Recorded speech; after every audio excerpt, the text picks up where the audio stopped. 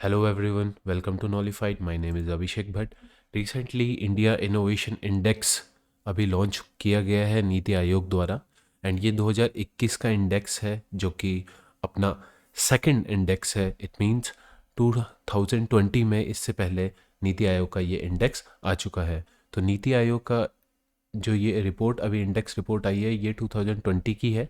इससे पहले जो आई थी वो 2019 की आ चुकी थी. ये सेकंड एडिशन है, ये आपको याद रखना है. नीति आयोग की फुल फॉर्म क्या होती है? नीति का मतलब हमें पता होना चाहिए. That is stands for national institute for transforming India, ये होती है. और आप ट्रांसफॉर्मिंग इंडिया इससे लगा सकते हैं अंदाज़ा कि जो ये आयोग है ये इस ही संदर्भ में काम करता है कि इंडिया कैसे आगे और ट्रांसफॉर्म किया जा सके, क्या क्या चेंजेस लाए जा सके. तो ये एक काफ़ी अच्छी इनोवेटिव रिपोर्ट है. एक बात और ध्यान रख लीजिए, जो नीति आयोग है वो पहले प्लानिंग कमीशन हुआ करता था, उसको रिप्लेस करके नीति आयोग बनाया गया था जनवरी 2015 में. तो ये एक इम्पॉर्टेंट क्वेश्चन हो सकता है. नीति आयोग काफ़ी इम्पॉर्टेंट है अपने आप में बॉडी, तो इतना जानना भी ज़रूरी है. हाँ, चेयरपर्सन इसके प्राइम मिनिस्टर होते हैं और जो इसका वाइस चेयरपर्सन होते हैं उनको प्राइम मिनिस्टर ही अपॉइंट करते हैं. तो अभी जो वाइस चेयरमैन हैं वो राजीव कुमार जी हैं नीति आयोग के. अब बात करते हैं इस रिपोर्ट की. जो ये रिपोर्ट आई है ये ग्लोबल इनोवेशन इंडेक्स से प्रेरित है. हम कहें इस प्रेरित शब्द का इस्तेमाल करना बहुत ही सही रहेगा. ग्लोबल इनोवेशन इंडेक्स से ये प्रेरित है. और जिस प्रकार से ग्लोबल इनोवेशन इंडेक्स वर्ल्ड की रैंकिंग निकालता है, तो उसी प्रकार से नीति आयोग ने भी स्टेट की रैंकिंग निकाली है कुछ पैरामीटर्स को मद्देनज़र रखते हुए. अब हम यहाँ पे बात करते हैं कि क्या वो इंडिकेटर्स हैं जो इम्पोर्टेंट हैं. देखिए, इंडिकेटर्स नीति आयोग ने वैसे तो 36 इंडिकेटर्स टोटल बनाए थे, बस उसमें से कुछ 4 से 5 इंडिकेटर जो हैं वो बहुत ही इंपॉर्टेंट है, जिसमें सारी चीज़ें इंक्लूड हो जाती हैं. पहला ये कि number of PhD student and knowledge intensive employment कितना है किसी स्टेट के अंदर. दूसरा चीज़ कि engineering and technology and high skilled professional की नंबर्स कितने हैं, कितना वहाँ पे इस चीज़ इंजीनियरिंग एंड टेक्नोलॉजी पे काम किया जा रहा है. आर&डी पे कितना इन्वेस्ट किया जा रहा है, जो कि एक सबसे बड़ा ट्रेडमार्क है और सबसे बड़ा एक पैरामीटर है इस रिपोर्ट का. इंटरनेट सब्सक्राइबर्स भी देखे गए कि किसी स्टेट में कितने ज़्यादा हैं. उसी से पता लगाया जाता है इजीली कि कहाँ पे कितना डिजिटल कनेक्टिविटी मौजूद है. और एफडीआई का इनफ्लो देखा गया कि किस स्टेट के अंदर सबसे ज़्यादा एफडीआई यानी फॉरेन डायरेक्ट इन्वेस्टमेंट हुई है और बिजनेस के लिए इन्वायरमेंट कितना है, सेफ्टी एंड लीगल इन्वायरमेंट कैसा है. तो ये मोटा मोटा 5 जो ये फैक्टर्स हैं ये बहुत ही इंपॉर्टेंट फैक्टर्स हुए हैं इस रिपोर्ट के. अब हम बात करते हैं कि ये जो रिपोर्ट है ये किस भागों में बांटी गई है. देखिए, 3 भागों में बांटी गई है. पहला तो मेजर स्टेट, दूसरा north east and hill state and तीसरा union territories and city states. 3 भागों में बांटने का इस रिपोर्ट को ये मकसद ये भी था कि जो ये स्टेट हैं, जैसे ये मेजर स्टेट में आप देखेंगे कर्नाटका, महाराष्ट्र, तमिलनाडु, ये वो बड़े स्टेट हैं जहाँ पे जो बजट है वो ज़्यादा आता है बिकॉज ऑफ इट्स इंफ्रास्ट्रक्चर ज़्यादा है, पॉपुलेशन ज़्यादा है. यहाँ पे जो बजट है आवंटित होता है वो भी ज़्यादा होता है, इसलिए इनको मेजर स्टेट की कैटेगरी में डाला गया है. बाकी ये नॉर्थ ईस्ट एंड हिली स्टेट, तो हिली स्टेट एंड नॉर्थ ईस्ट के ही यहाँ पे स्टेट आए हैं. यूनियन टेरिटरीज एंड सिटी में बस यूनियन टेरिटरीज और इनकी ही रैंकिंग की गई है. मेजर स्टेट में जो टॉप किया है, या फिर हम पूरी लिस्ट में कहें कि जो टॉप किया गया है, दैट इज़ बाय कर्नाटक. 42.50 इसकी स्कोर आया है मेजर स्टेट में. और स्टेट में ये कर्नाटक की जो रैंक है ये पिछले साल भी थी और कर्नाटक ने इस साल भी अपनी रैंक को मेंटेन रखा है. दूसरे नंबर पे महाराष्ट्र, तीसरे नंबर पे तमिलनाडु. आप टॉप 3 याद रख लीजिए, ये इंपॉर्टेंट होते हैं. लास्ट में जो स्टेट है that is Bihar, that is on 17th पे बिहार है. तो वो लास्ट का तो कोई भी एग्ज़ाम नहीं पूछता है कि लास्ट रैंक किसकी आई है, बस टॉप 3 आप याद रख लीजिए. देखिए, कर्नाटक टॉप 1 पे है और पिछले साल भी था, तो कर्नाटक से बहुत कुछ सीखने को बनता है. और ये एक रिपोर्ट जो नीति आयोग द्वारा पेश की गई है ये बहुत ही अच्छा एक इनिशिएटिव है, बिकॉज़ इसमें अदर स्टेट एक कंपैरेटिव भावना को लेके, एक कॉम्पिटिटिव भावना को लेके आगे अपने स्टेट में विकास करेंगे.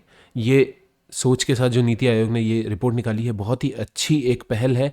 नॉर्थ ईस्ट स्टेट और हिल स्टेट की अगर हम बात करें तो यहाँ पे हिमाचल प्रदेश रैंक 1 हासिल की है, उत्तराखंड रैंक 2 एंड मणिपुर ने रैंक 3 हासिल की. यूनियन टेरिटरीज में अगर हम बात करें तो दिल्ली नंबर 1 पे है, जिसका आप स्कोर देखेंगे नंबर 2 चंडीगढ़ से, जो कि काफ़ी बड़ा एक गैप है. अराउंड 8 से 9 नंबर्स का यहाँ पे, स्कोर का यहाँ पे एक गैप है जो कि काफ़ी बड़ा है। एंड दिल्ली की अगर हम बात करें तो दिल्ली ने अभी क्या करा है recently, highest number of trademark and patent application, जो पेटेंट की एप्लीकेशन होती है उसमें सबसे ज़्यादा नंबर दिल्ली के ही है। और इस वजह से ये जो दिल्ली है ये इतना अच्छा स्कोर भी कर पाया है। स्टार्टअप कंपनीज़ यहाँ पे बहुत ज़्यादा लास्ट फाइनेंशियल ईयर में बहुत ज़्यादा इस्टेब्लिश हुई हैं।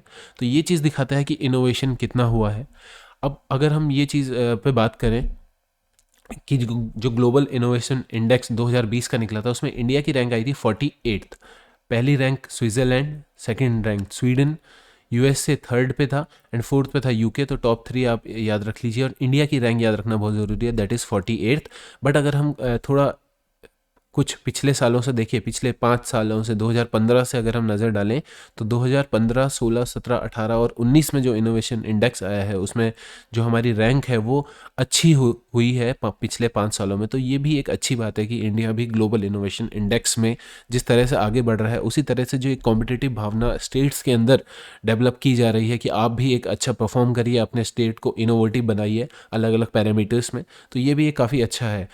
बात अगर हम करें कि कैसे करके कोई स्टेट ऐसा ग्रो करेगा, इनोवेशन में अच्छा स्कोर करे, तो कुछ पॉइंट यहाँ पे बहुत इंपॉर्टेंट हो जाते हैं। जैसा कि माइक्रो एनालिसिस किया जाए, जो स्टेट हैं उनके अंदर जो स्टेट की पॉलिसीज़ हैं उनको माइक्रो लेवल पे एनालिसिस किया जाए, ताकि जो इनोवेशन है वो गांव-गांव और बिल्कुल माइक्रो लेवल तक पहुंच सके। मोस्टली ये देखा जाता है कि अगर कोई पॉलिसी इंप्लीमेंट हो रही है तो वो बहुत ही दूरस्थ एरिया तक नहीं पहुंच पाती है। वो एक जो उस स्टेट के जो टॉप ब्लू चिप स्टेट कहें, ब्लू चिप सिटीज़ कहें, वहाँ पे ही इम्प्लीमेंट होती है।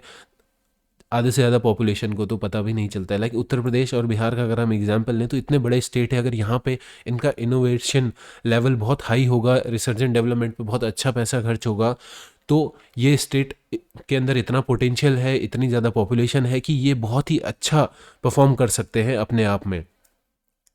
दूसरा पॉइंट, R&D पे भी इंडिया की गवर्नमेंट जिस प्रकार से खर्चा करती है उसी प्रकार से जो प्राइवेट कंपनीज़ हैं वो नहीं करती हैं इंडिया में R&D पे। अगर आप कंपेयर करें अदर कंट्रीज़ से, जैसे कि अगर हम बात करें इजराइल की, तो इजराइल में जो 70% इन्वेस्टमेंट होती है वो प्राइवेट कंपनी करती है R&D में।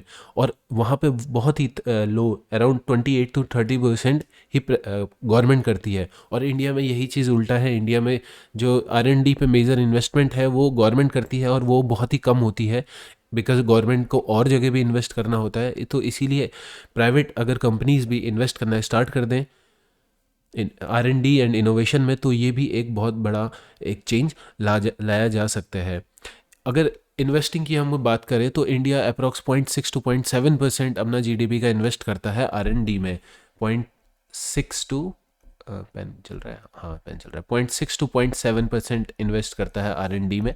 और अदर कंट्रीज जैसे कि इजराइल, दैट इज़ वो 4.3% अपना इन्वेस्ट करता है R&D में। साउथ कोरिया 4.2% इन्वेस्ट करता है, US 2.8%, ऐसा ही चाइना 2.1%। तो बहुत ही एक मेजर परसेंटेज है R&D में, बिकॉज R&D एक ऐसी चीज़ है जो कि डेवलप आगे हर देश को करती है। तो ये बात थी इनोवेशन इंडेक्स की। होपफुली आपको ये वीडियो पसंद आई हो। नीति आयोग पे एक छोटी सी वीडियो आने वाली है, उस वीडियो को ज़रूर देखिएगा, बिकॉज वो वीडियो काफ़ी इंपॉर्टेंट होने वाली है। तो आप होपफुली आप लोगों को ये वीडियो पसंद आई हो। चैनल को सब्सक्राइब कर दीजिए ना अगर आपने अभी तक नहीं किया है तो। और इसी प्रकार से हम और नई वीडियो लाते रहेंगे, तो हमारे साथ जुड़े रहिए। इंस्टाग्राम में फॉलो कर सकते हैं, ट्विटर में फॉलो कर सकते हैं, टेलीग्राम में आप हमारे साथ जुड़ सकते हैं। तब तक के लिए goodbye, take care and जय हिंद, जय भारत।